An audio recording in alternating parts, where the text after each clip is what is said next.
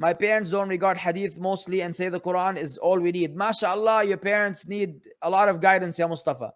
They say that paying interest is allowed, music is allowed. Isa alayhi salam is dead. Is this kufr from them?